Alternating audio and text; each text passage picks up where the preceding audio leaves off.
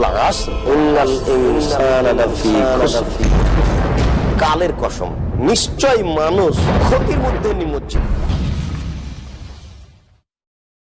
রাদিয়াল্লাহু আনহু قال قال رسول الله صلى الله عليه وسلم بدأ الإسلام غريبا وسيعود كما بدأ فطوبى للغرباء رواه مسلم وفرة لأحمد بإسناد صحيح عن ابن مسعود وهم الذين يصلحون ما أفسد الناس من بعد من سنتي। যাবতীয় হামদ সানা মহান রব্বুল আলামিনের জন্য, দরুদ ও তাসলিম বর্ষিত হোক শেষ নবী আহমদ মুহাম্মদ মুস্তাফা সাল্লাল্লাহু আলাইহি ওয়াসাল্লামের প্রতি। সম্মানিত মুসল্লিবৃন্দ, আহলে হাদিসদের বৈশিষ্ট্য এই বিষয়টি নিয়ে আপনাদের সামনে কয়েকটি কথা উপস্থাপন করব ইনশাআল্লাহ। ওয়া মা তাওফীকি ইল্লা বিল্লাহ আলাইহি তাওয়াক্কালতু ওয়া ইলাইহি উনীব।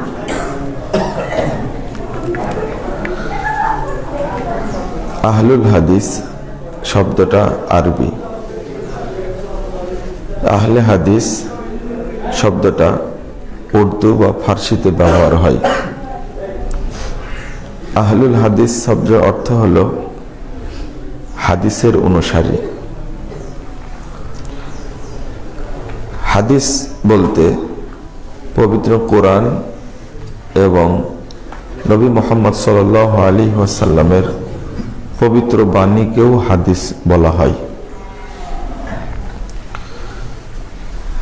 আল্লাহ রাব্বুল আলামিন বলছেন, আল্লাহু নাযালা আহসানাল হাদিস। পবিত্র কোরআনকে লক্ষ্য করেই বলছেন। পবিত্র কোরআনের মধ্যে এসেছে সূরা জুমার 23 নম্বর আয়াত, আল্লাহু নাযালা আহসানাল হাদিস। আল্লাহ সর্বোত্তম হাদিস নাজিল করেছেন। মানে এটা কি? কোরআন। তাহলে আল্লাহ নিজেই কোরআনকে কি বলেছেন? হাদিস বলেছেন।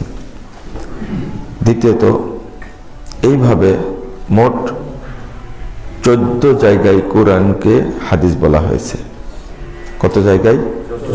14 জায়গায়। মুহাম্মদ সাল্লাল্লাহু আলাইহি ওয়াসাল্লাম তিনিও কোরআনকে হাদিস বলেছেন, যেটা আমি কিছুক্ষণ আগে খুতবায় বললাম। সহিহ মুসলিম প্রথম খণ্ডে 441 পৃষ্ঠায় এসেছে,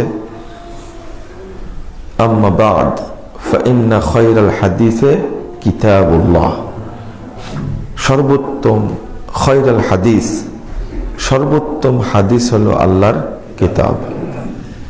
তাহলে কোরআন দ্বারাও প্রমাণিত কোরআন একটা হাদিস, হাদিস দ্বারা প্রমাণিত কোরআনকে কি হাদিস বলা হয়েছে। আল্লাহর কথা দ্বারা প্রমাণিত কোরআনকে হাদিস বলেছেন। রাসূল সাল্লাল্লাহু আলাইহি ওয়াসাল্লামের বাণী দ্বারা প্রমাণিত তিনিও কোরআনকে হাদিস বলেছেন। তো আর হাদিস যেটা 99 নম্বর হাদিস সহিহ বুখারীর মধ্যে এসেছে, আর বহু হাদিসের মধ্যে এসেছে রাসূলুল্লাহ সাল্লাল্লাহু আলাইহি ওয়াসাল্লাম তিনি তার বাণীকে হাদিস বলেছেন। তিনি তার বাণীকে কি বলেছেন? হাদিস বলেছেন। মা হাদাসানি আহাদুন শব্দ আসছে, তুমি যে হাদিসটা আমার কাছে জানতে চাইলে, এই হাদিসটা আমার কাছে, আবু হুরায়রা রাদিয়াল্লাহু আনহু বলছেন, তুমি যে হাদিসটি আমার কাছে জানতে চাইলে, এই হাদিসটি এর আগে আমার কাছে আর কেউ জানতে চাইনি। রাসূল সাল্লাল্লাহু আলাইহি ওয়াসাল্লাম নিজের বাণীকেও কি বলেছেন? হাদিস বলেছেন। আহল শব্দের অর্থ হলো অনুসারী, অধিবাসী। তাহলে আহলে হাদিস বা আহলুল হাদিস শব্দের অর্থ কি? হাদিসের অনুসারী। অর্থাৎ কোরআন এবং হাদিসের অনুসারীকে কি বলা হয়?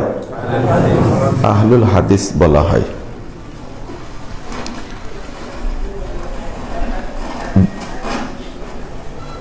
সহিহ হাদিস কেন বলি? এখন ইসলামটা কম বলি, আমরা বলি ইসলামের রূপ না, প্রকৃত ইসলামের রূপ। ইসলামের রূপ বললে খানকাপন্থী, মাজারপন্থী তারাও বলে কি ইসলামের কথা, আবার কাদিয়ানীরাও বলে কি ইসলামের কথা, শিয়ারাও বলে কি ইসলামের কথা। কিন্তু যদি বলি প্রকৃত ইসলাম, তখন কিন্তু স্পষ্ট হয়ে যায়। দুধের মধ্যে অনেক ভেজাল, তাই আমরা বলি কি খাঁটি দুধ। মধুর মধ্যে অনেক ভেজাল, এজন্য বলে কি খাঁটি মধু। আগে বলতাম, পড়েছি আমরা ছোটতে, পানির অপর নাম জীবন।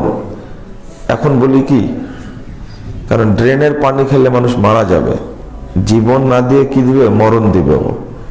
এজন্য বলি কি বিশুদ্ধ পানির অপর নাম জীবন। আগে বলেছেন শিক্ষায় জাতির মেরুদণ্ড, তো বোমা মারাও তো একটা শিক্ষা। পৃথিবী কিন্তু এখনো সভ্য হয়নি, যতদিন যাবে ততদিন আরো অসভ্য হবে।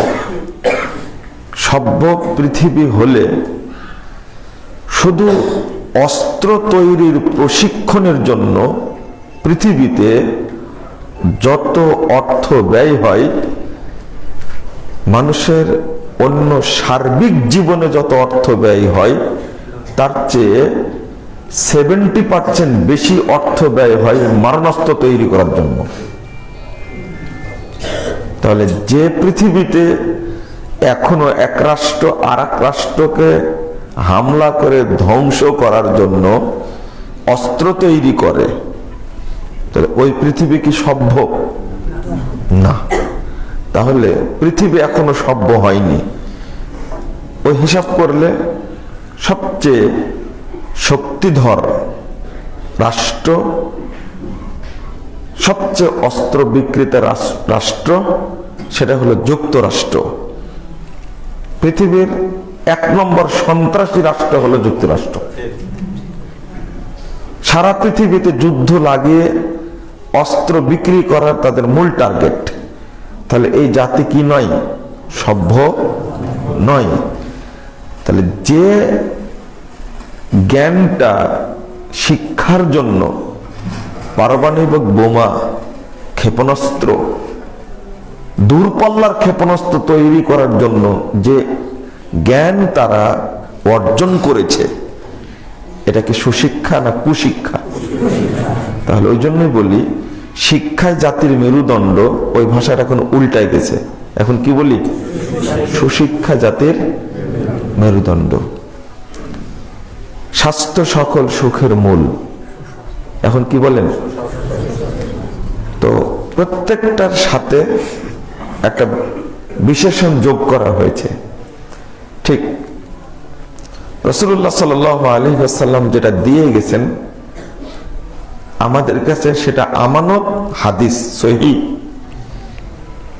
কিন্তু রাসূল সাল্লাল্লাহু আলাইহি ওয়াসাল্লামের মৃত্যুর আগেই এক শ্রেণীর মানুষ আল্লাহ রাসূলের নামে হাদিস জাল করা শুরু করে।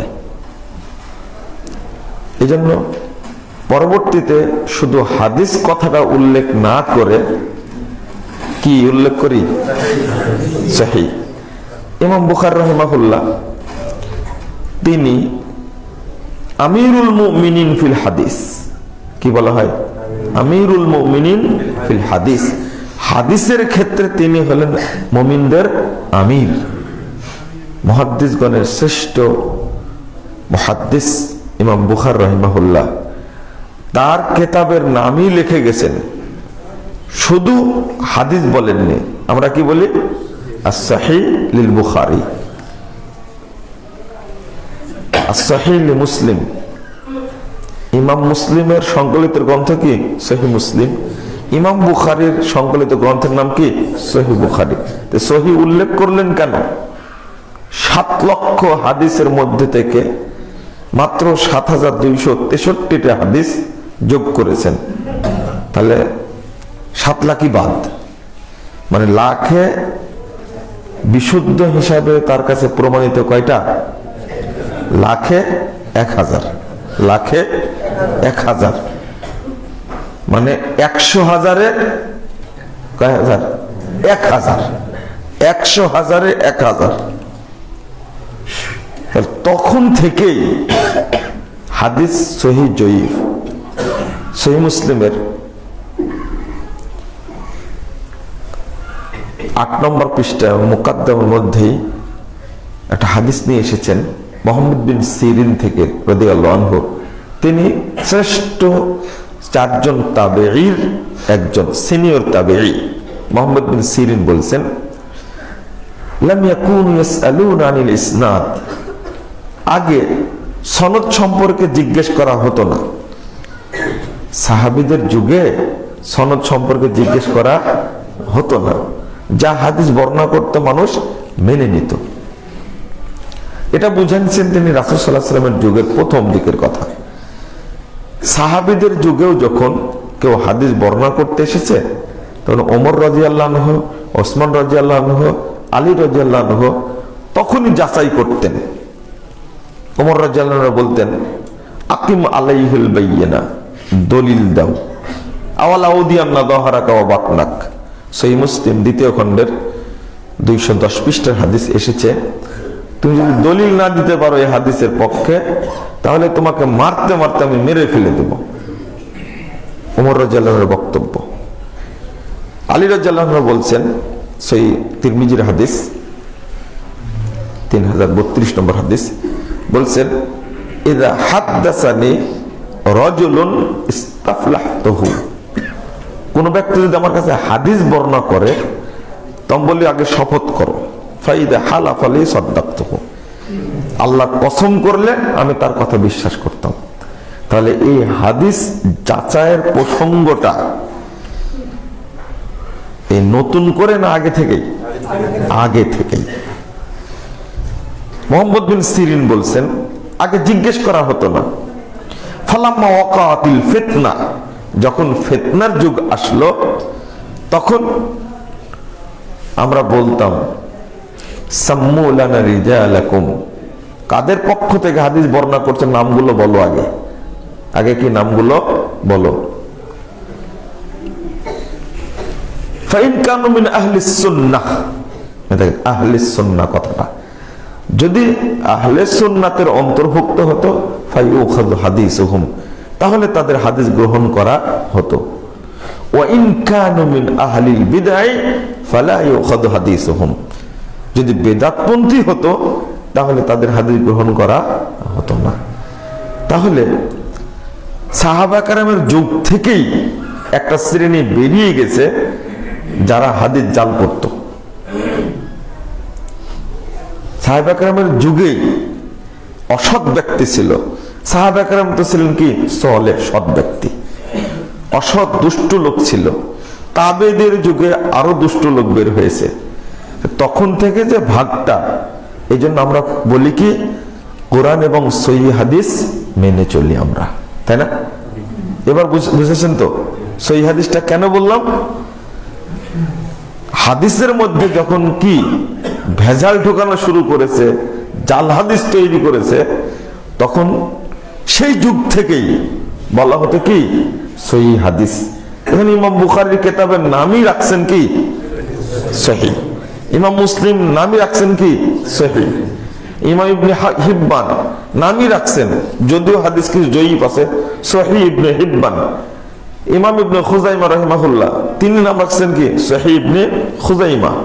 তাহলে বোঝা যাচ্ছে যে সহিহ কথাটা আজকের যোগ করা না, এটা যোগ করা সাহাবী, তাবেঈ, তাবে তাবেঈর যুগ থেকেই।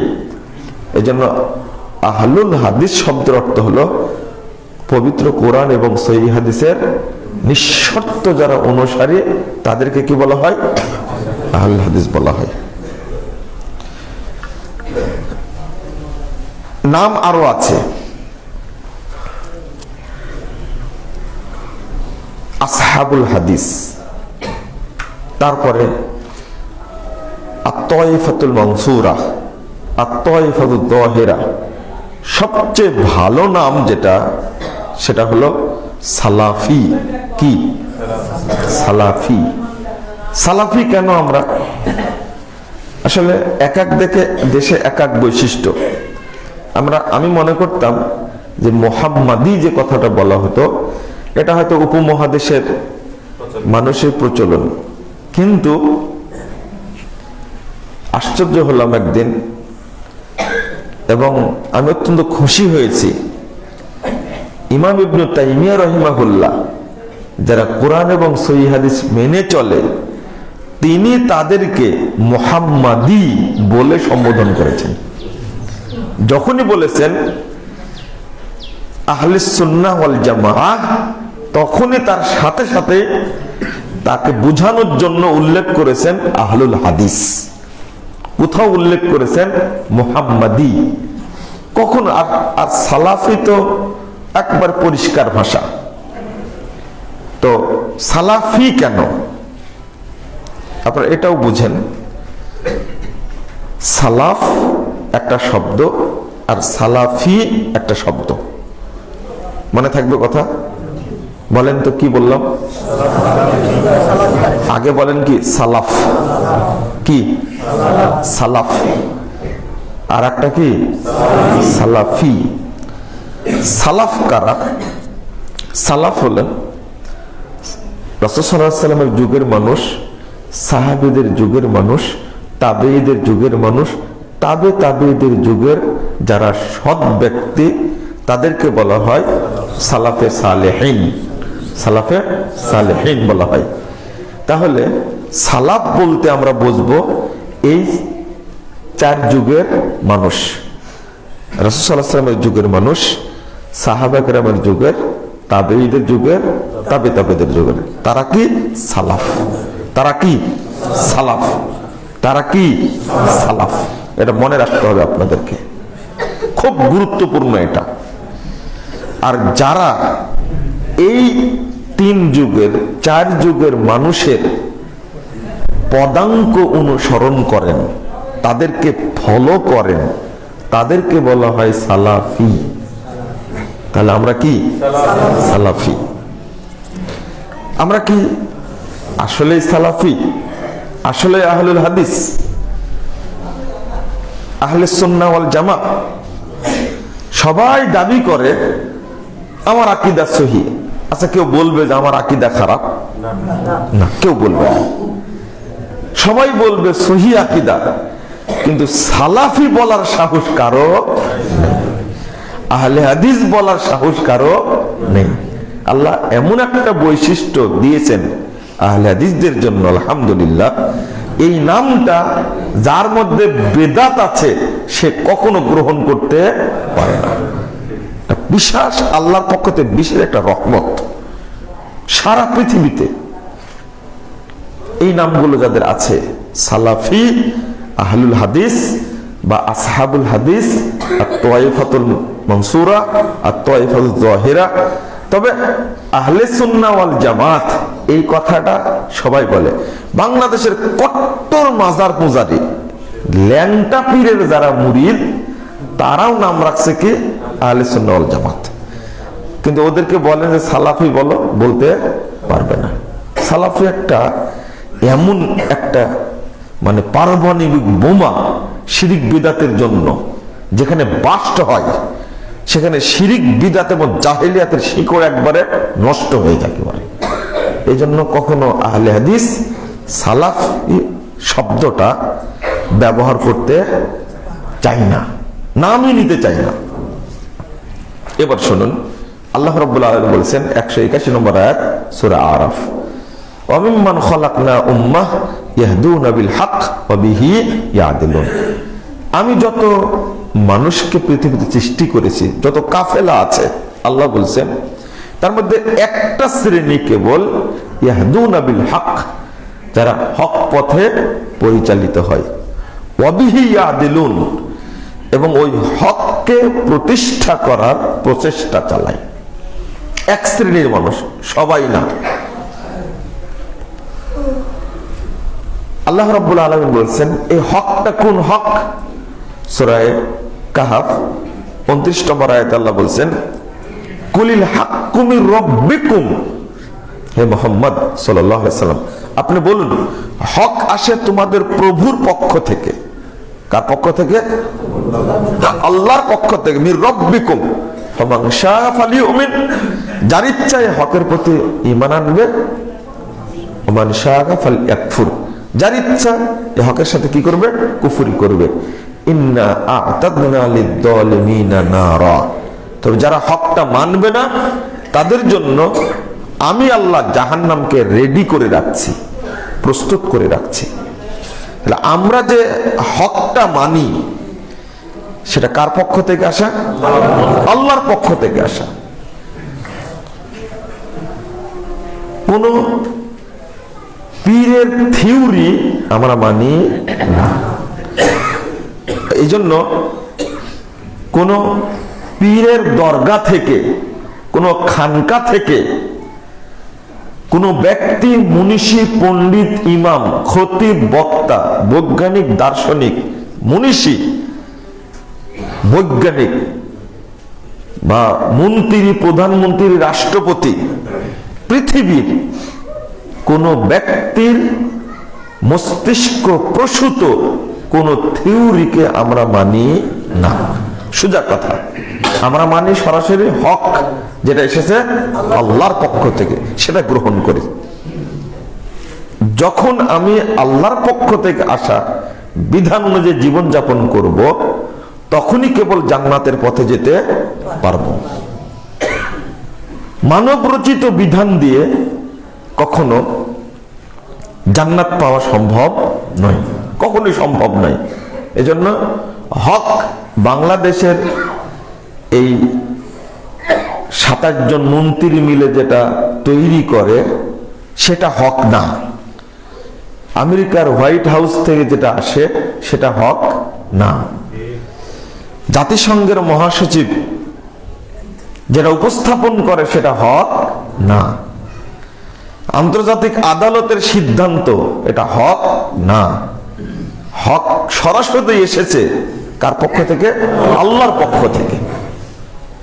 আর এটা প্রচার করেছেন, আমাদের সামনে উপস্থাপন করেছেন মুহাম্মদ রাসূলুল্লাহ সাল্লাল্লাহু আলাইহি ওয়াসাল্লাম। আমরা সেই হক মেনে চলি। উপমহাদেশে দুইটা শ্রেণীর মানুষ আছে, বিশেষ করে দুইটা শ্রেণী। একটা শ্রেণীর মানুষ প্রচলিত দুনিয়াবি রাজনীতির সাথে জড়িত। তারা কেউ কার্ল মার্কসের থিওরিকে ফলো করে, কেউ মাও সেতুংয়ের থিওরিকে ফলো করে, কেউ চার্লস হালেকের থিওরিকে ফলো করে, কেউ আব্রাহাম লিঙ্কনের থিওরিকে ফলো করে রাজনীতির মাঠে গিয়ে। অর্থাৎ কেউ জাতীয়তাবাদে বিশ্বাসী, কেউ ধর্মনিরপেক্ষতাবাদে বিশ্বাসী, কেউ কমিউনিজমে বিশ্বাসী, কেউ সমাজতন্ত্রে বিশ্বাসী। এক শ্রেণীর মানুষ আছে। আর এক শ্রেণীর মানুষ টুপিওয়ালা, দাড়িওয়ালা, লম্বা দাড়ি, লম্বা পাগড়ি, লম্বা জুব্বা, তারা এক শ্রেণীর মানুষ আছে। তারা কেউ মনে করে যে আমরা মঈনুদ্দিন চিশতির লোক, এজন্য চিশতিয়া তরিকায় বিশ্বাসী। কেউ কাদেরিয়া তরিকায় বিশ্বাসী, কেউ নকশবন্দিয়া তরিকায় বিশ্বাসী, কেউ সোহরাওয়ার্দিয়া তরিকায় বিশ্বাসী, কেউ আবার মুজাদ্দিদিয়া তরিকায় বিশ্বাসী। এটা আবার ভাগ হয়ে গেছে। কেউ বলে যে আমি চরমোনায় তরিকায় বিশ্বাসী, কেউ বলে 1800 তরিকায় বিশ্বাসী, কেউ বলে মাঝভান্ডারী তরিকায় বিশ্বাসী, কেউ বলে ফুলতলি তরিকায় বিশ্বাসী, কেউ বলে চন্দ্রপড়ি তরিকায় বিশ্বাসী, কেউ বলে দেওয়ানবাগীর তরিকায় বিশ্বাসী, কেউ কুতুববাগীর তরিকায় বিশ্বাসী। তাহলে কোন মানুষই ফাঁকা নাই। কোন মানুষ কি ফাঁকা নাই? আপনারা ফাঁকা আছেন? আমি দুইটা যে শ্রেণী বললাম, এই দুইটা শ্রেণীর মধ্যে থেকে ফাঁকা আছেন কিনা একজন হাত তুলেন তো। একজন নাই।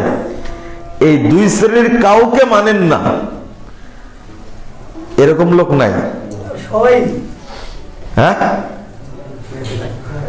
আমার কথা আবার বুঝেন। এটা না বুঝে তো লাভ নাই, কি বক্তব্য দিব? তাহলে আপনারা এই জায়গায় নাই মনে হয়, শুধু আমার চেহারা দেখতেছেন মনে হয় নাকি? না এটা বুঝার দরকার নাই না, আমার চেহারা দেখতেছেন, অনেকদিন পর আসছে দেখিনি আগে নাকি? বক্তব্য খেয়াল করেন না আপনারা? কি একজন আছে তাহলে, কাউকে মানেন না আপনি? আচ্ছা, আমি ওইটা প্রশ্ন করিনি, একটা পরীক্ষায় ফেলেছি আপনাকে। কেন পরীক্ষাটা ফেলেছি কেন আমি বলতেছি আপনাকে, একটু বলে দিচ্ছি। বললাম মানুষ দুই শ্রেণীতে কি বিভক্ত বর্তমানে, তো ওই দুই শ্রেণীর মধ্যে আপনারা আছেন কিনা? এক শ্রেণীর বললাম আছেন, তাহলে থামেন থামেন থামেন থামেন থামেন, আপনারা বুঝেন আগে। আবার বলি, দুঃখিত, আবার বলি, কথা বলবেন না, আমি আবার বলি, স্পষ্ট বুঝতে পারবেন। দুই শ্রেণীতে বিশ্বাসী, আর এক শ্রেণীর মানুষ আছে, আর এক শ্রেণীর মানুষ আছে, কিন্তু আমি যখন বলতে গেছি যে সবাই ওই শ্রেণীর মধ্যে ঢুকে গেছে, খালি আর কেউ নাই।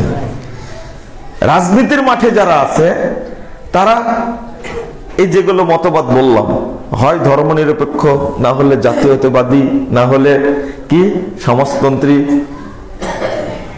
বিভিন্ন থিওরিতে কি বিশ্বাসী আছে না?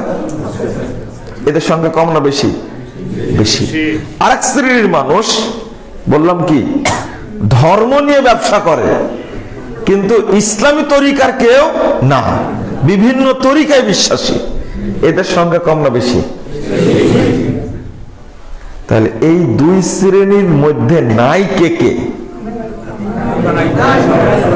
নাই আপনারা এবার বুঝেছেন, আলহামদুলিল্লাহ। তাহলে এবার বোঝা গেল কিছু লোক আছেন, তাদের নাম কি? আলহামদুলিল্লাহ। আর একটার নাম কি বললাম? সালাফি। আলহামদুলিল্লাহ। আমরা বর্তমান যুগে গজিয়ে উঠা, এই 500 বছর 200 বছর গজিয়ে ওঠা কোন মতবাদকে 5 পয়সা দাম দেয় না। অনুরূপ ভাবে কোন পীর ফকিরের দেওয়া থিওরিকেও আমরা মানি না। কথা বোঝা গেছে? আমরা মানি কোনটা? আল্লাহ প্রদত্ত। আল্লাহ বলছে ইন্নাদ দীনা ইনদাল্লাহিল ইসলাম। এবার আপনাকে চিন্তা করতে হবে যে যেভাবে বললেন, তাহলে আমি এই দুই শ্রেণী থেকে মুক্ত। যদি দুই শ্রেণীর মধ্যে কেউ ঢুকে যায় তাহলে তার ঈমান থাকবে তা হাদিসটা শোনাই দিই আপনাদের। অনেকগুলো মুসল্লি তো আপনারা ভর্তি, বাহিরে ভিতরে উপরে মুসল্লি ভর্তি। তার যে হাদিসটা শোনাবো, মুস্তানাদ ইবনে শাইবা একটা হাদিস বর্ণিত হয়েছে শুরুতেই, 55 নম্বর হাদিস। হাদিসটা মাওকুফ সূত্রে এসেছে, আব্দুল্লাহ ইবনে আমর রাদিয়াল্লাহু আনহু থেকে বর্ণিত। হাদিসটা কি? ইয়াতি আলান নাস জামান, মানুষের উপর একটা যুগ আসবে, একটা সময় আসছে। ইয়াজতামিউন ওয়া ইউসাল্লুন ফিল মাসাজিদ, তারা সালাত আদায়ের করার জন্য মসজিদে এসে মসজিদ ভর্তি হয়ে যাবে, মসজিদ ভর্তি হয়ে যাবে সালাত আদায় করার জন্য, মসজিদ ভর্তি থাকবে। এমন একটা যুগ আসবে যে যুগে মুসল্লিতে মসজিদ ভর্তি থাকবে, লাইসা ফীহি মুমিন, তাদের মধ্যে একজনও মুমিন থাকবে না। হাদিসের সনদ সহিহ। এখন কেউ দাবি করতে পারবে না যে আমি মুমিন? হাদিস তো সহিহ, মসজিদে ভর্তি, মুসল্লি দ্বারাই ভর্তি। এখানে কিন্তু কেউ হিন্দু আসেনি, আসছে কি? মুশরিক আসছে? আসেনি, সব তো মুসলিম, তাই না? মুসল্লি সালাত যেহেতু পড়তে আসছেন, তাহলে কি মুসল্লি। আপনারা বলেন, কেউ বুকে হাত দেয়া বলেন তো একটু, আমি মুমিন।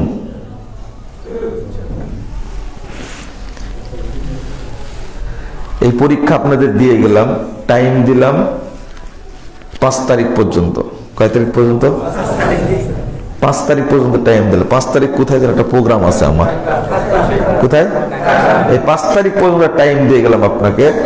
আপনি ঈমান নিয়ে বিশ্লেষণ করবেন, করার পরে আমাকে 5 তারিখে বলবেন যে আমি চিন্তা করে দেখেছি যে আমি মুমিন। যেহেতু হাদিস, একটা যুগ আসবে মসজিদ ভর্তি মুসল্লি থাকবে, ওয়ালাইসা ফীহি মুমিন, তাদের মধ্যে একজন মুমিনও থাকবে না। লা হাওলা ওয়ালা কুওয়াতা ইল্লা বিল্লাহ।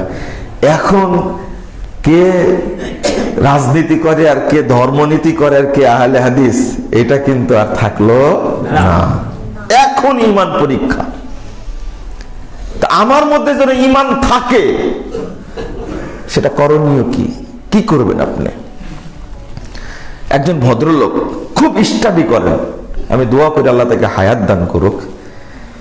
একজন ফ্যাক্টরির মালিক, ব্যবসায়ী, তিনি আমাকে বলেন, একদিন মাঝে মাঝেই বলেন যে 3টা কথা মানুষকে বলবেন। কয়টা? 3টা কথা।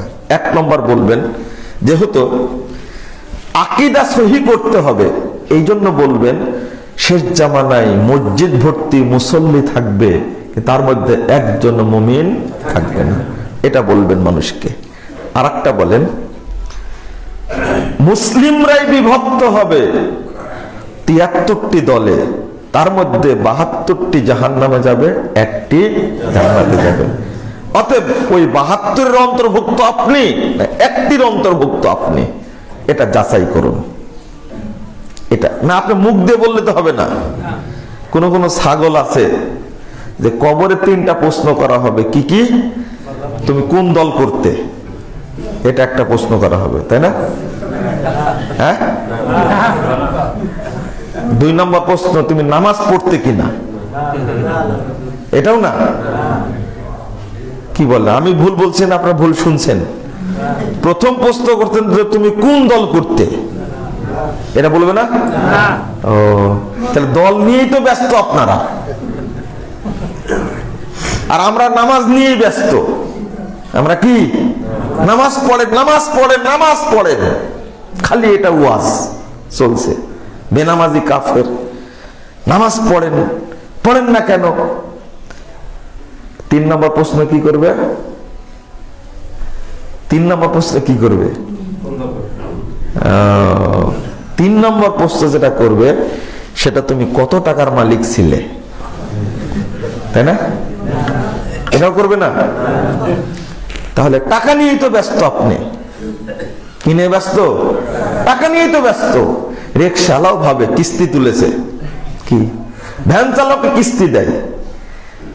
যে 3টা মিলে প্রশ্ন করুক, পৃথিবীতে এমন কোন প্রতিষ্ঠান আছে যে প্রশ্ন কি কি হবে, উত্তরে কি কি হবে আগেই বলে দিবে? এই প্রতিষ্ঠান পৃথিবীতে নাই। একমাত্র আল্লাহই বলে দিয়েছেন তোমার প্রশ্ন কি করব আর উত্তর কি হবে, কয়টা প্রশ্ন তাও বলে দিয়েছেন, তাই না? 1 নম্বর কি? মার রব্বুক, তোমার রব কে ছিলেন, উত্তর দিতে পারবেন? রব্বি আল্লাহ। এখন পাচ্ছেন, এটা মরার পরে বললাম তো, অত সহজ না, অত সহজ না। তখন তো বুবা হয়ে যাবেন। এখন তো গায়ের জোরে সবকিছু করতে পারেন, ক্ষমতা দাপটের জোরে সবকিছু করতে পারেন। রাতারাতি খুনের আসামিকে জেলখানা থেকে বের করে নিয়ে চলে আসতে পারেন আপনার, এত ক্ষমতা। এক ফোনে, মানে বড় চোর যেটা, তাকে এক ফোনে 1 ঘন্টার মধ্যে জায়গা মতো হাজির করতে পারেন। কি ক্ষমতা দেখেন, দাপট কত। কিন্তু কবরে কিন্তু দাপট দেখানোর কেউ থাকবে না। মার রব্বুকা, তোমার রব কে, ওমা দীনুক, তোমার দিন কি। আজীবন পূজা করছেন তাগুতের, পূজা করতে করতে অন্তরটা নষ্ট হয়ে গেছে। তাগুত মানে বুঝেন? তাগুতের পূজা করে করে অন্তরটা শেষ। ওখানে তো তাওহীদ ছিল না। যেখানে তাগুত থাকবে সেখানে তাওহীদ থাকবে? যেখানে তাওহীদ থাকবে সেখানে তাগুত থাকবে না? থাকবে না কখনো। তো তাগুতের পূজা আজীবন করেছেন, তা আল্লাহ এই কথাটা আপনার মুখ দিয়ে বের হবে? আমরা তো মুনাফিক। আমরা কি মুনাফিক? মুসলিম তো দাবি করে, তো মুনাফিক।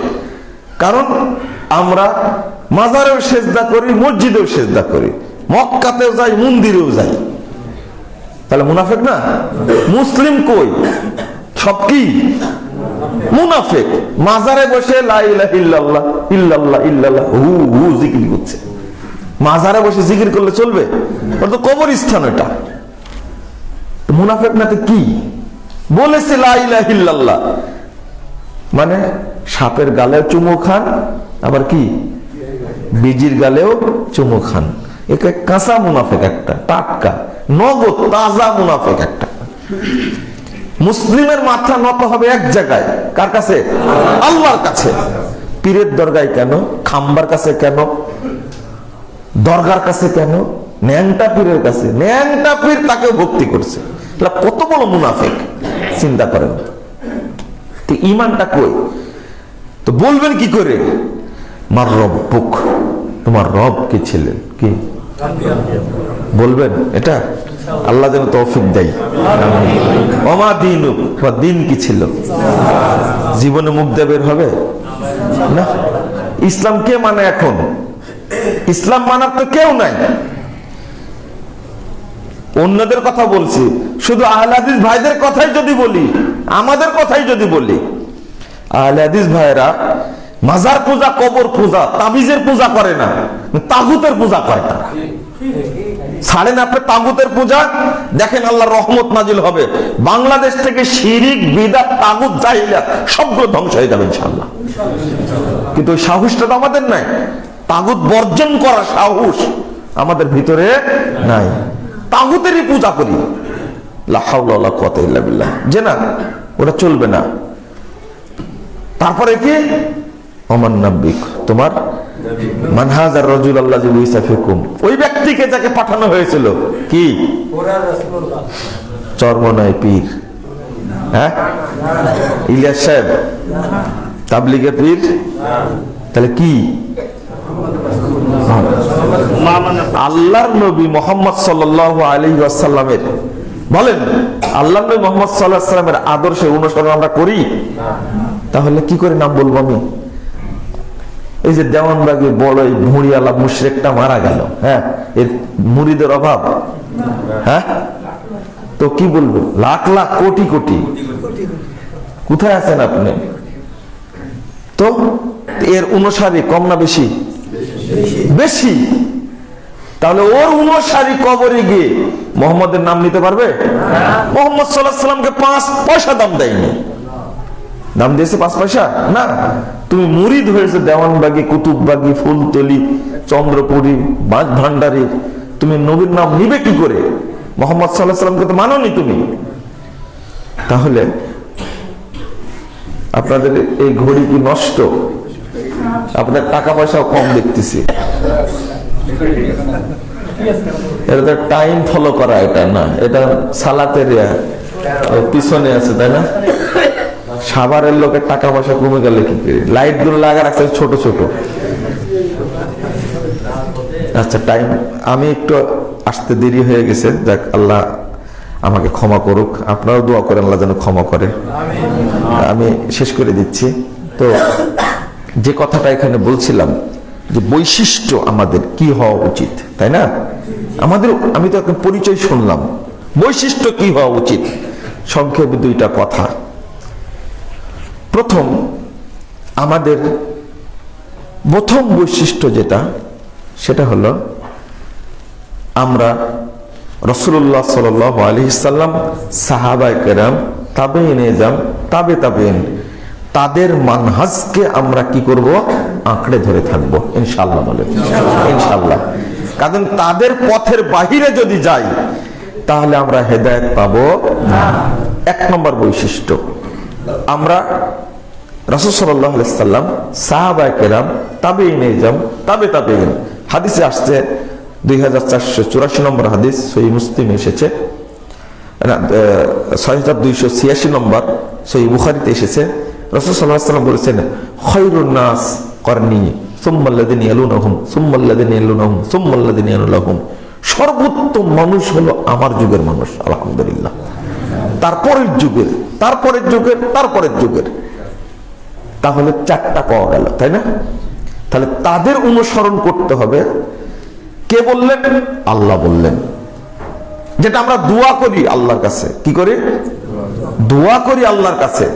আর আল্লাহ বলছেন সূরা বাকারা 137 নম্বর আয়াত, ফাইন আমানু বিমিসলি মা আমানতুম বিহি ফাকাদ ইহতাদাও। শোনো, তারা যদি তোমাদের মতো ঈমান আনে, আল্লাহ বলছেন সাহাবীদেরকে, কাদেরকে? সাহাবীদেরকে বলছে, তোমরা যেভাবে ঈমান এনেছো তোমাদের মতো যদি তারা ঈমান আনে ফাকাদ ইহতাদাও, তাহলে তারা হেদায়েত পাবে। ফাইন তাওয়াল্লাউ ফাইন্নামা হুম ফি শিকাক, যদি তারা মুখ ফিরিয়ে নেয়, তোমাদের আদর্শ গ্রহণ না করে, ফাইন্নাহুম ফি শিকাক, তাহলে তারা ভ্রষ্টতার মধ্যেই থেকে গেল, আর তারা হেদায়েত পেল না। তাহলে আমাদের ফলো করতে হবে রাসূল সাল্লাল্লাহু আলাইহি ওয়াসাল্লাম, সাহাবায়ে কেরাম, তাবেঈনে জাম, তাবে তাবেঈন। কথা কি মনে থাকবে? তাহলে আহলে হাদিসদের প্রথম বৈশিষ্ট্য সালাফদের ফলো করা। মনে থাকবে? একটা ক্ষেত্রে না, শুধু আকীদার ক্ষেত্রে না, আকীদার ক্ষেত্রে, আমলের ক্ষেত্রে, ইবাদতের ক্ষেত্রে, রাজনীতির ক্ষেত্রে, অর্থনীতির ক্ষেত্রে, সমাজনীতির ক্ষেত্রে, রাষ্ট্রনীতির ক্ষেত্রে, মানে আখলাকের ক্ষেত্রে, অর্থাৎ সব ক্ষেত্রে এই চার শ্রেণীর সৎ ব্যক্তিদের কি করতে হবে? ফলো করতে হবে। কথা বোঝা গেছে? বর্তমান যুগে যে অর্থনীতি চলছে, বলুন তো দেখি, রাসূল সাল্লাল্লাহু আলাইহি ওয়াসাল্লাম সাহাবীদের অর্থনীতি না শুধু অর্থনীতি? শুধু অর্থনীতি। এটা চলবে? চলবে না। ইসলামপন্থীরা যে রাজনীতি করছে বর্তমান বাংলাদেশে, ইসলামপন্থীরা, এটা কি রাসূল সাল্লাল্লাহু আলাইহি ওয়াসাল্লামের প্রদত্ত রাজনীতি? না, এটা যেটা করছে সেটা হলো ইরানের খোমেনি প্রদত্ত রাজনীতি। নাউজুবিল্লাহ। বাংলাদেশে তারা চাচ্ছে ইরানের মতো বিপ্লব ঘটাতে। মনে রাখবেন, যারা এখনো ইরানকে চিনেনি, শিয়াদেরকে চিনেনি, তারা এখনো পায়খানার গর্তের মধ্যে আছে। ইহুদি খ্রিস্টানদের চেয়েও মুসলিমদের জন্য বড় হুমকি হলো শিয়ারা, ইরান। একজন বলছে, আমাকে বলছে যে আপনি শিয়াদের বিরুদ্ধে এত কথা বলেন কেন? শিয়ারা তো কাফেরদের বিরুদ্ধে লড়ছে। কোথায় লড়লো কাফেরদের বিরুদ্ধে? এই ইরানের শিয়ারা হাতে ক্ষেপণাস্ত্র আছে নাকি? ইরানের হাতে ক্ষেপণাস্ত্র আছে। কাকে বুঝাচ্ছ তুমি? ক্ষেপণাস্ত্র তো বিশ্বাস করলাম। আমেরিকাকে কয়টা মেরেছে? ফ্রান্সকে কয়টা মেরেছে? এই খোমেনির জন্ম হলো ফ্রান্সে। এটা কি তুমি জানো? রাসূল সাল্লাল্লাহু আলাইহি ওয়াসাল্লামকে নিয়ে ব্যঙ্গ করছে কেন? ফ্রান্সে একটা বোমা ফেলতে পারলো না কেন? মায়ানমারে আরাকানের মুসলিমদের হত্যা করে, চিরে পুড়িয়ে, টুকরো টুকরো করে কেটে তাদেরকে 10 লক্ষ মুসলিমকে আরাকান থেকে তাড়িয়ে বাংলাদেশে দিল, আশ্রয় দিল। 1 টাকা সাহায্য ইরান দিয়েছে? মায়ানমারকে একটা মারতে পারতো না? বোমা পেরেছে? বলতে পেরেছে? তুরস্ক কিছু না করলে বউকে পাঠাইছিল, রোহিঙ্গাদের দেখতে পাঠালো না? এর দোকানের বউ আসলো না? তো ইরান কি করেছে? কিন্তু উল্টাটা খেয়াল করেন, এই ইরান সৌদি আরবে কতটা ক্ষেপণাস্ত্র মারছে? তারপরে ইয়েমেনকে দ্বারা, হুতিদেরকে দ্বারা যেভাবে আক্রমণ করাচ্ছে সৌদি আরবে, তুমি বোকার স্বর্গে আছো বলেই চিনো না তুমি। যদি ইরানের মতো রাষ্ট্র বাংলাদেশ করা হয়, তাহলে হাদিসদের কোনো মসজিদই বাংলাদেশে থাকবে না, আহলে হাদিস কোনো আলেম থাকবে না। সিরিয়া, ইরাক, আফগানিস্তান, ইয়ামানে যত সুন্নি, যত সালাফি আলেম ছিল, সবগুলোকে ধরে ব্রাশ ফায়ার করেছে, পুড়িয়ে মেরে ফেলেছে শিয়ারা। চিনলেন না কিছুদিন আগে? ওইটা ওইদিকে যাচ্ছি না। আগে আপনাদের জানতে হবে যে আমাদের রাজনীতি, আমাদের অর্থনীতি, আমাদের সমাজনীতি, আমাদের রাষ্ট্রনীতি হতে হবে রাসূল সাল্লাল্লাহু আলাইহি ওয়াসাল্লাম, সাহাবায়ে কেরামের মতো। এইটা তাদেরকে ফলো করা। মনে থাকবে? খুতবা যেহেতু শেষ করতে হবে, আমি দোষ করেছি, এই জন্য আমি শেষ করে দিই। 2 নম্বর, সিরাতে মুস্তাকিমের উপরে অটল থাকা। কিসের উপরে? সিরাতে মুস্তাকিমের উপরে অটল থাকতে হবে। এই জন্য আমরা বলি ইহদিনাস সিরাতাল মুস্তাকিম সিরাতাল্লাযীনা আন'আমতা আলাইহিম আল্লাহ তুমি সোজা পথে, সরল পথে পরিচালিত করো আমাদেরকে। এই সূরা ফাতিহা পড়া কোনোদিন ছাড়বেন না। বোঝা গেছে? বাংলাদেশের এক শ্রেণীর মানুষ ষড়যন্ত্র পূর্বক সূরা ফাতিহাকে সালাত থেকে হত্যা করেছে একেবারে। এটা একটা ইহুদি খ্রিস্টানদের পরিকল্পনা। কেন? গায়রিল মাগদুবি আলাইহিম ওয়ালাদ-দাল্লিন। মাগজুব হলো ইহুদিরা আর দাল্লিন হলো খ্রিস্টানরা।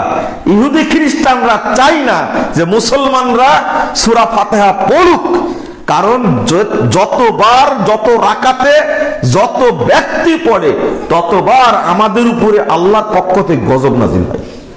ওরা জীবনে মনে করবে যে পড়ুক না, কোনোদিন না। সিরাতাল্লাযীনা আন'আমতা আলাইহিম, তাদের পথে পরিচালিত করো যাদের উপরে আপনি কি করেছেন? ইনআম করেছেন, রহম করেছেন। তারা কারা? সূরা নিসা 69 এবং 70 নম্বর আয়াত খুলুন। আল্লাহ বলছেন, ওয়ামান ইউতি'ইল্লাহা ওয়ার রাসূল উলাইকা মা'আল্লাযীনা আন'আমা আল্লাহু আলাইহিম মিনান নাবিয়্যিন ওয়াস সিদ্দিকিন ওয়াশ শুহাদা ওয়াস সালিহিন। আল্লাহ বলে দিচ্ছেন কাদের উপরে আল্লাহ রহম করেছেন। 1 নম্বর হলো নবীদের উপরে, 2 নম্বর সিদ্দিকদের উপরে, 3 নম্বর শহীদদের উপরে, 4 নম্বর সৎ বান্দাদের উপরে। আমরা তাদের পথ আল্লাহর কাছে চাচ্ছি। যারা সালাতে চাইতে পারে না তারা হেদায়েত পাবে কোনোদিন না। তাহলে আমাদেরকে সবসময় সিরাতে মুস্তাকিমের পথে কি থাকতে হবে? অটল থাকতে হবে। একটাই পথ জান্নাতে যাওয়ার, অনেকগুলি। জান্নাতে যাওয়ার পথ কয়টা? কিছু কিছু গাধা বলে আর আমি ঢাকায় যাব, আশুলিয়া হয়ে ঢুকতে পারি, গাবতলী হয়ে ঢুকতে পারি, মাওয়া হয়ে ঢুকতে পারি, আবার আমি কি বলে যে সাইদাবাদ হয়ে ঢুকতে পারি, যাত্রাবাড়ি হয়ে ঢুকতে পারি, 300 ফিট হয়ে ঢুকতে পারি, খিলক্ষেত হয়ে ঢুকতে পারি, কুড়িল হয়ে ঢুকতে পারি। তো আমার উদ্দেশ্য জান্নাতে যাওয়া, তো যে কোনো একটা মাযহাব মানলেই তো হলো। কথা বলছে, কত সুন্দর যুক্তি দেখছেন? আরে তোমার বাড়িতে ঢুকা 18টা গেট থাকতে পারে, 18,000 গেট থাকতে পারে, তোমার ব্যাপার। জান্নাতে ঢুকার গেট কয়টা? রাস্তা কয়টা? একটা। জান্নাতের রাস্তা কয়টা? একটা। ওইটা বেছে নাও তুমি। আপনি এখন যাবেন চিটাগাঙ্গে, শুরু করলেন হাঁটা পশ্চিম দিকে, কিয়ামত পর্যন্ত হাঁটলে সেটি চিটাগাং পাবেন আপনি? তাহলে জান্নাতের পথ যেটা সেটা চলতে হবে। এই জন্য সিরাতে মুস্তাকিমের অনুসারী হতে হবে, পথের অনুসারী হতে হবে, তবেই জান্নাতের পথে যেতে পারবে। মাসলাকে সুন্নাত পে আয়ে সালেক চলে যায় ধড়ক, জান্নাতুল ফিরদাউস তক সিধি চলে গিয়ে সড়ক। কবি বলছেন তুমি সুন্নাতের রাস্তা দিয়ে পথ চলো, সামনে দেখবা তোমার জন্য জান্নাতুল ফিরদাউস খোলা রয়েছে। অতএব সুন্নাতের এই সমস্ত ফেরকা বাদ দিয়ে একমাত্র সাহাবা কেরামের পথ যেটা, সেটা আঁকড়ে ধরে থাকতে হবে আমাদেরকে। নাম্বার 3, আকীদা, তাওহীদ ও মানহাজ সম্পর্কে পূর্ণাঙ্গ জ্ঞান অর্জন করা। 3 নম্বর আমাদের বৈশিষ্ট্য হলো আমরা আকীদা বুঝবো। কথা বোঝা গেছে? আল্লাহ কোথায়? আরশে আজিমে। সাকার নিরাকার? আকার আছে না নাই? আছে।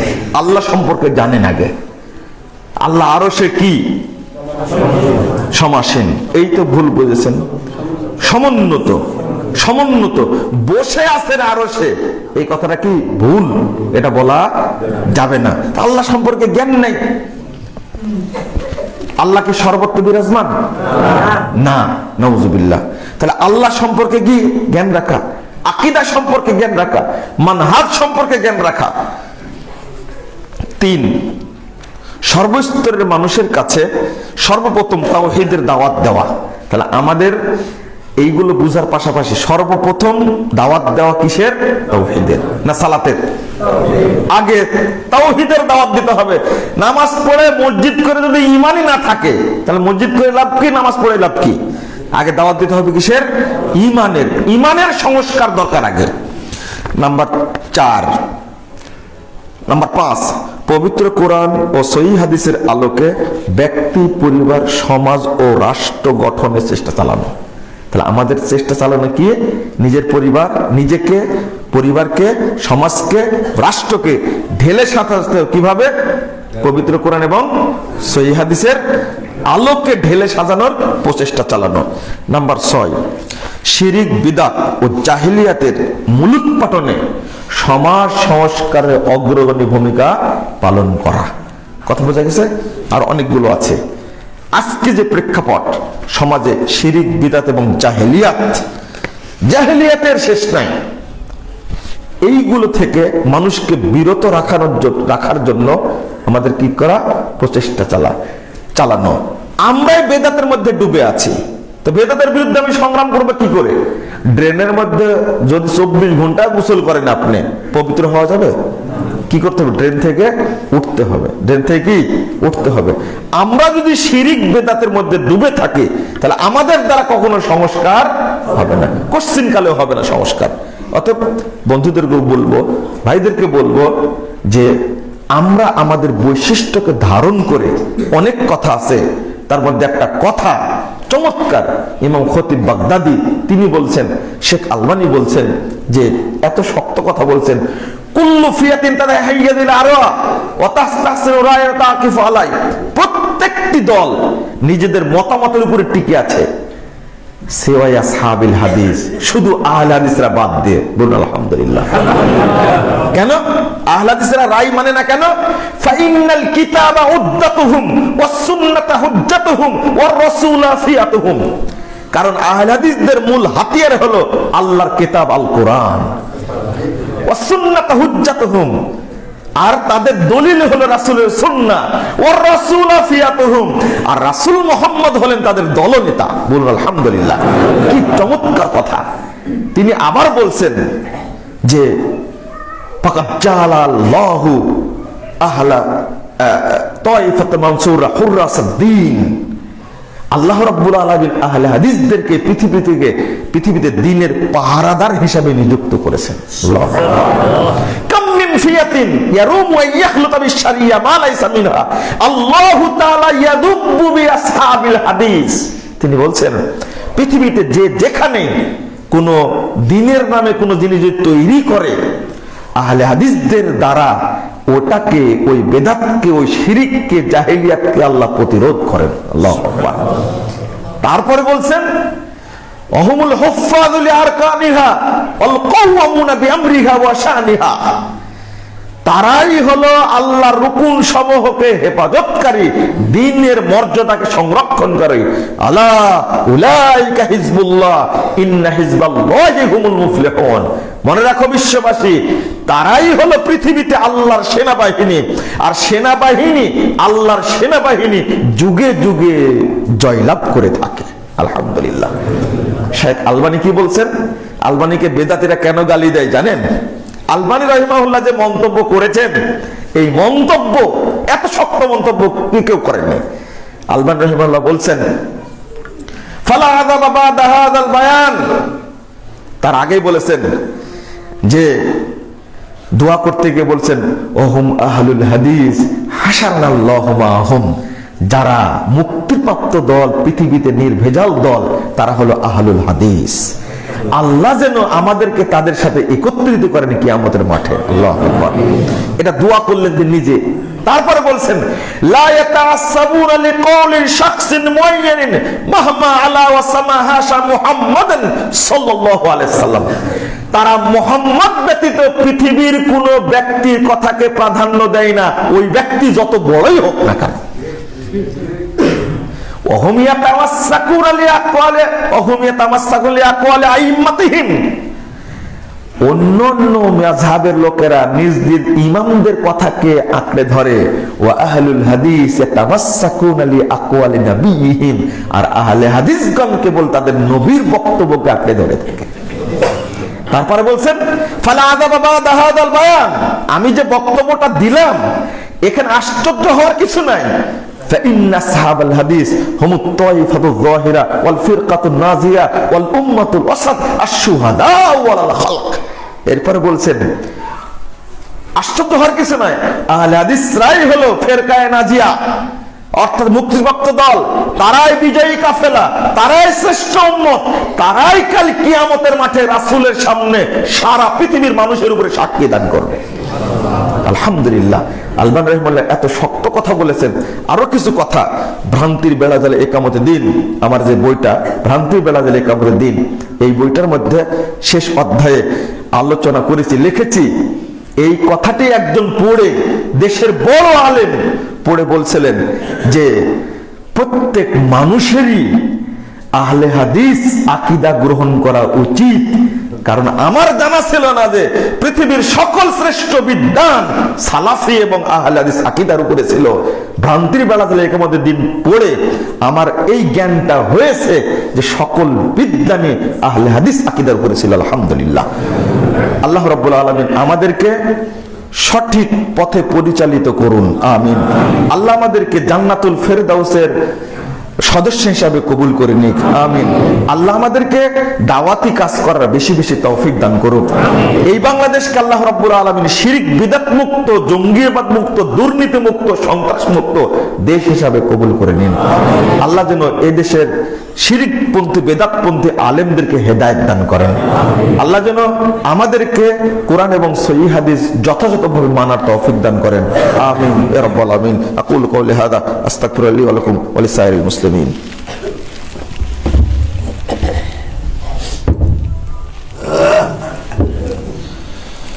আলহামদুলিল্লাহি ওয়াহদাহু ওয়াসসালাতু ওয়াসসালামু আলা মান লা নাবিয়্যা বা'দাহু। اللهم اغفر لنا وللمؤمنين والمؤمنات والمسلمين والمسلمات والأحياء والأموات.